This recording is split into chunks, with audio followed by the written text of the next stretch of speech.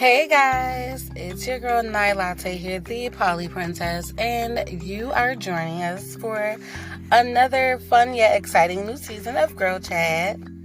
I know it's been super long, you guys, and I promise I'm going to try to record more content frequently. It's just, your girl's been busy, super busy, the whole parent thing and the whole working thing. But today, we are going to talk about my journey in online dating yet again. So, as you guys know or don't know, I've been experimenting with a couple of different apps lately just to kind of see, what the trends are, where people are meeting, where people are hooking up. And surprisingly, guys, I would definitely say over the past 60 days, I am really OkCupid, guys, had a coffee. OkCupid, guys, is really starting to pop again. For those of you that aren't familiar, it is a dating site, but it's kind of original. It puts you in mind of original MySpace. Very clear to the point. It's kind of like your basic Tinder algorithm, you can put in your height, your weight preferences, political preferences. But they have this section, of course, and it's what are you, how do you identify as? So, of course, there's your straight, bi, gay, trans, but then there's your pansexual, gender fluid, gender queer, gender non-conforming. There's a plethora of things on there now because, something for everybody. But they ask, what kind of relationship are you seeking? So they have friendship, they have hookup, but they have long-term dating, short-term dating, because, sometimes everybody's not supposed to be around for an entire season of your life. And they have monogamous and non-monogamous, which is kind of what made me re-sign up after all these years. I had OkCupid in college, like most of us millennials, too busy to deal with the real people in life. So we'd rather a simple yet more extensive vetting plethora. So I had OkCupid back in college, and of course I kind of used it to hook up because who doesn't? So I decided to, since it's making a weird resurgence, decided to go on there, and surprisingly there are tons of poly people on there.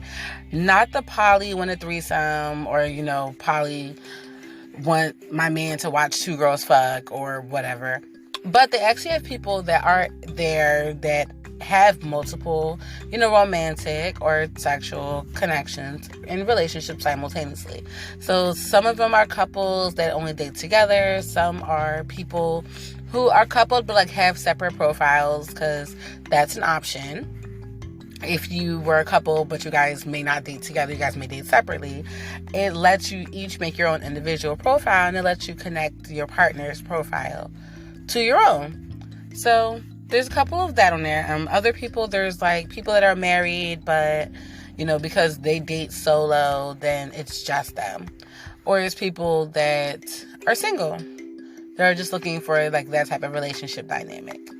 So, meanwhile, was on there for about the last couple of weeks, and I know people usually ask me, is trying to date as a poly person as difficult as it is when you're a monogamous person?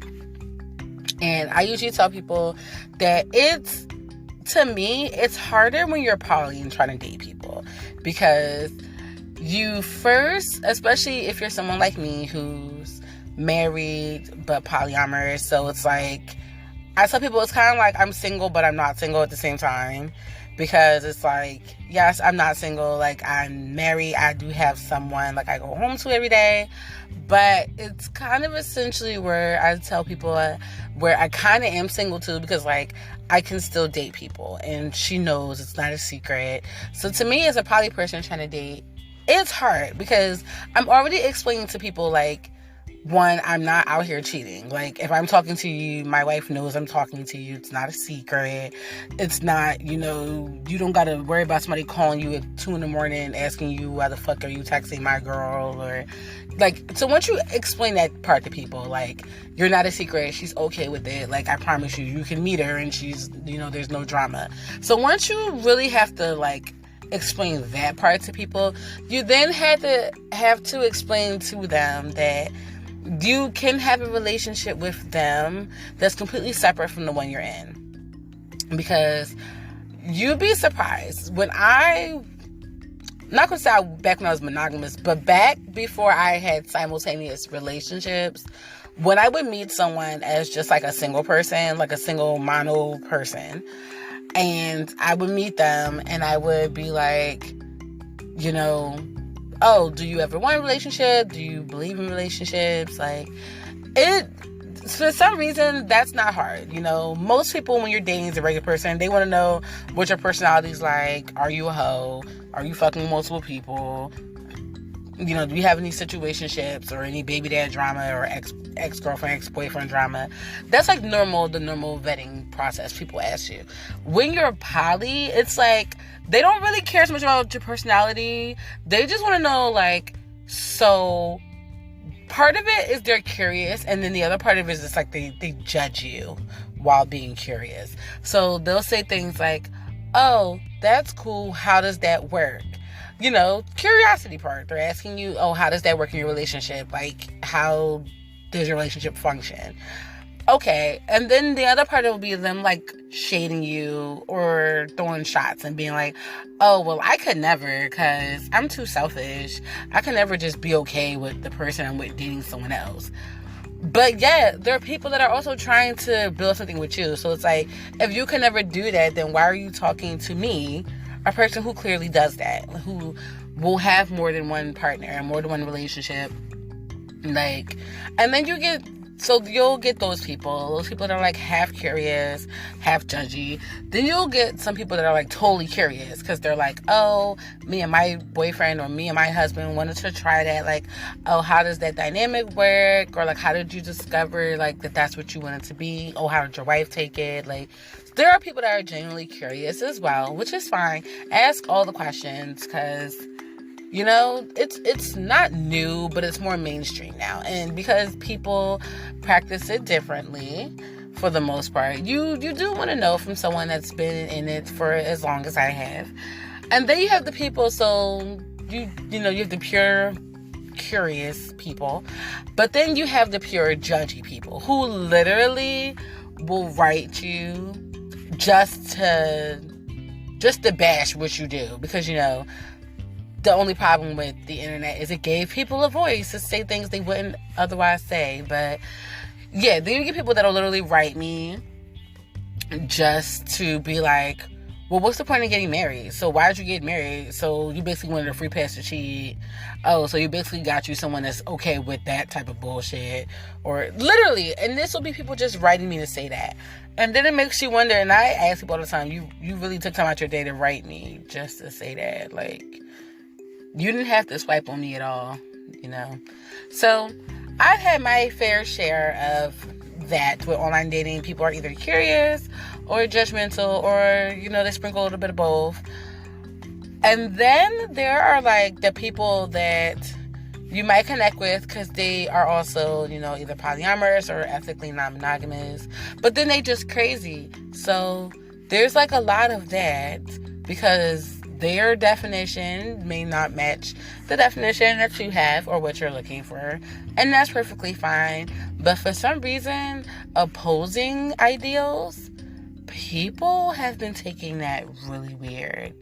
So I'm only going to just give you guys like a snippet into what it's been like for me recently. So first girl, I'm going to call her Ivy because part of me feels like that's really her name and the other part of me doesn't feel like that's her name. So we're going to call her that because it suits her.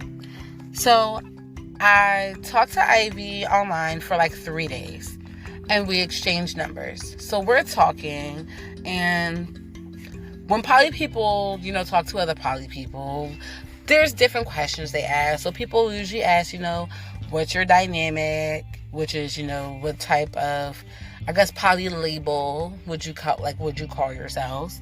So there's those, questions. How many partners do you have? That's cool. So then Ivy and I get into this conversation, us both being women, And we get into this whole thing like, well, what are you looking for? So she's like, oh, I'm just looking for whatever surprises me. I'm eventually another partner, but like someone to get to know and, go from there. So me, that's what I look for just in life, always new connections. I let those connections decide, where they see it going. So we're on the same page with that. That part's fine.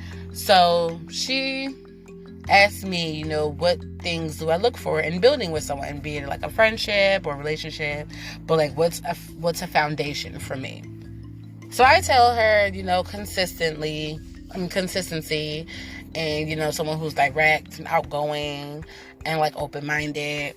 So she asks, well, what does consistency look like for you? So I tell her, like, I want someone I can communicate with frequently, definitely see each other when we both are available and have time. Like, I don't need time every day, but if I don't see you for 2 and 3 months, like, what's the point?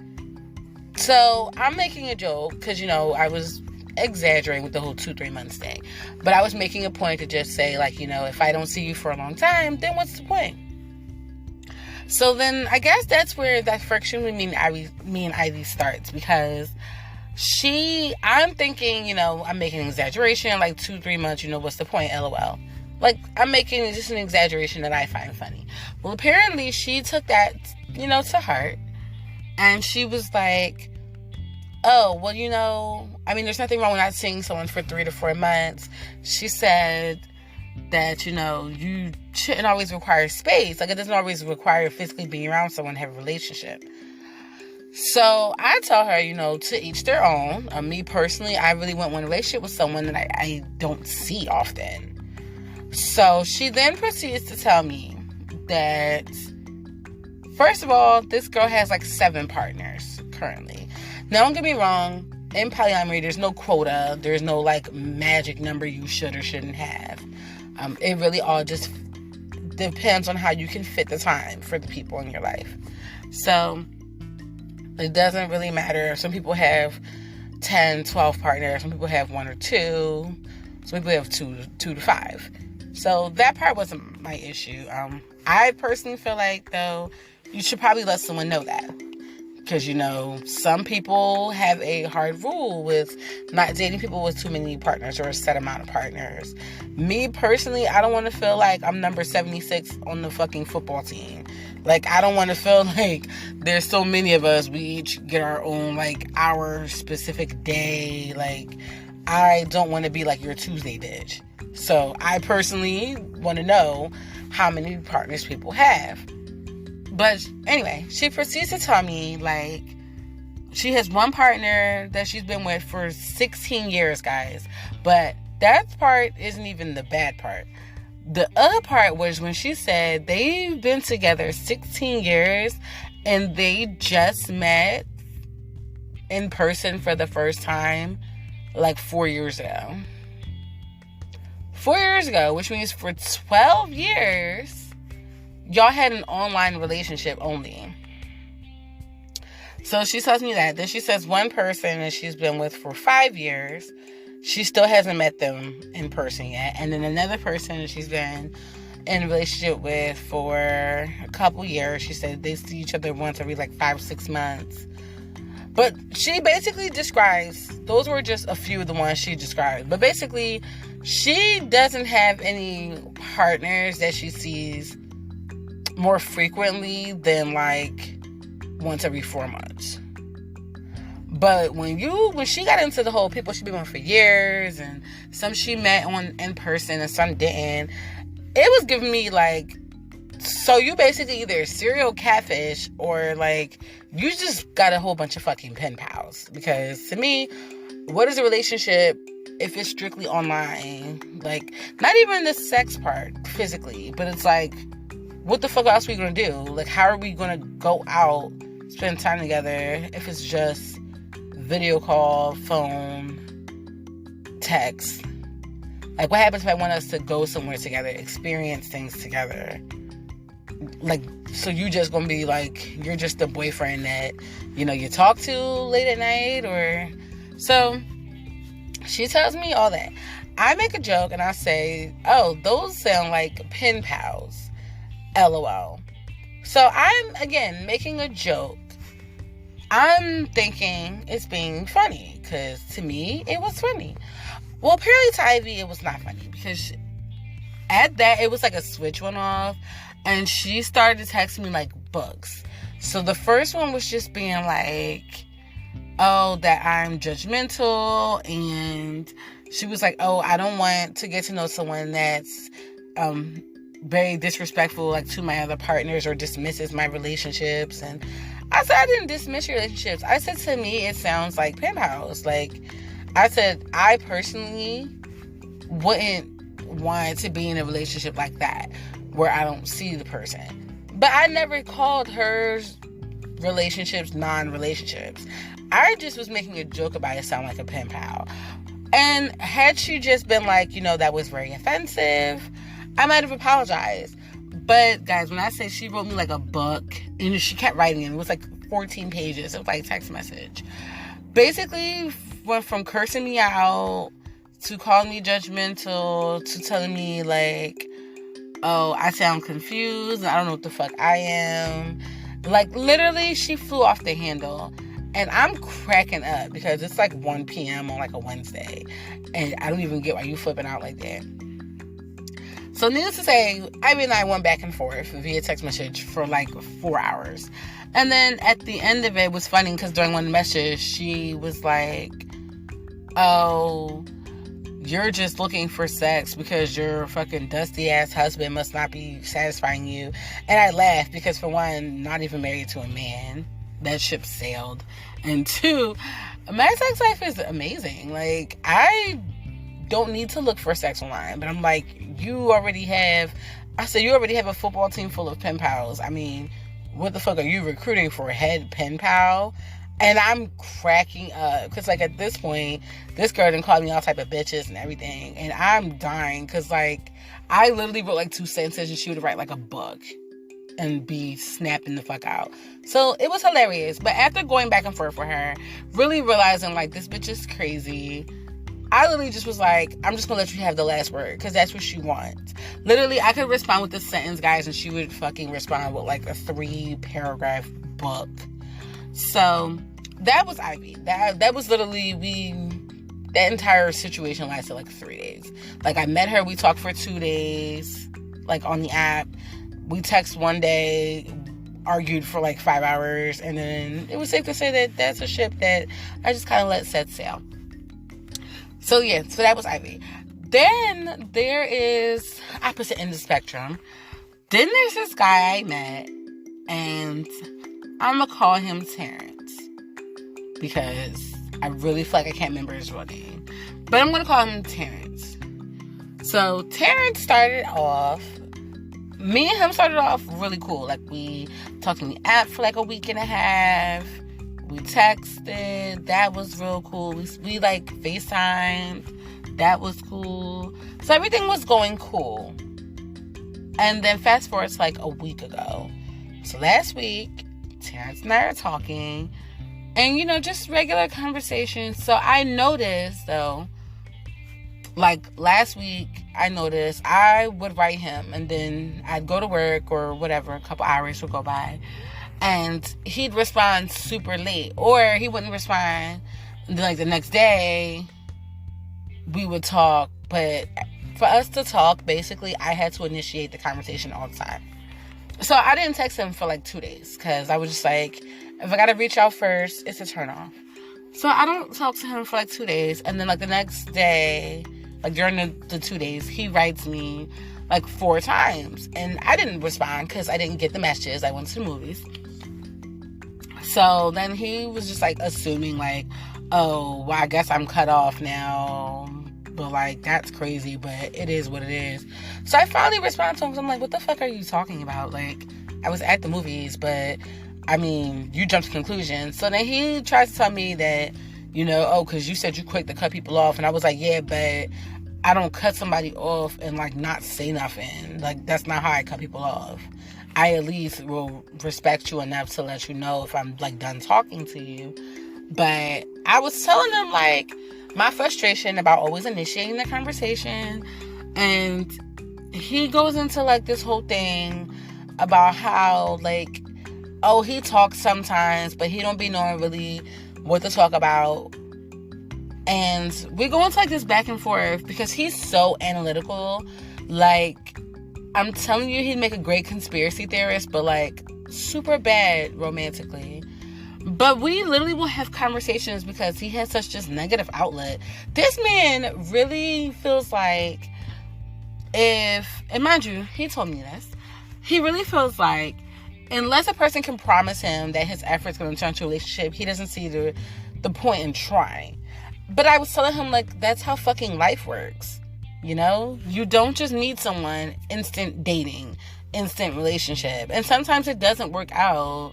You're not going to connect with everyone you talk to. But it doesn't mean that people don't deserve a fair chance. But I call him a dark cloud because his outlook on everything is just, like, the least positive thing ever. And I'm not saying somebody should run around with glitter coming out their ass. But, like, if you're negative, maybe consider that that's why you're single and looking. Like, regardless of how I live or choose to live, I still have someone. So it's like, I don't really need to be interacting with new people. I just like new connections. But I always find that people with really shitty attitudes, they complain about being single. I always tell them, like, you sure your personality isn't keeping you single? Because, you know, sometimes it be like that. So needless to say, Tay and I, like, Terrence and I talk, but it's a work in progress. I'll keep you guys updated on that whole thing. So that so far is, you know, 2 of the annoyances that I had to incur with online dating. It's a work in progress, but man, all you single people, I have a whole new respect for you guys, because if that's where the relationships are, man, I mean, don't get me wrong, I met my current wife online, and I met my ex-husband. We met online too. And it's like, I just remember just all the frogs I had to kiss before I, you know, found success. It was a long time coming, but I definitely have a new respect for you single people, because when people tell me this dating pool is fucking awful, it really is. Like, it really is. And it don't matter the age group, because I'm telling you, people message me that are like in their 40s and 50s, and some of them act like we did as teenagers. So the maturity ain't always in the age. You get some people that's in their 20s that act like they're fucking 70 because they're so boring. But you get people that are in their 40s and 50s that are just immature, like they're 20 years old. So it really definitely, like, single people, my hats are off to you guys. But that is all the time I have for today. Hopefully, you guys, if you love this episode and you want to hear more, definitely hit me up on Instagram at girlchatnightlatte or at nightlatte. And definitely like, follow, subscribe, rate on Spotify so you can be the first to hear about all the new episodes that are coming out. Otherwise, guys, it's been real, and I will talk to you soon.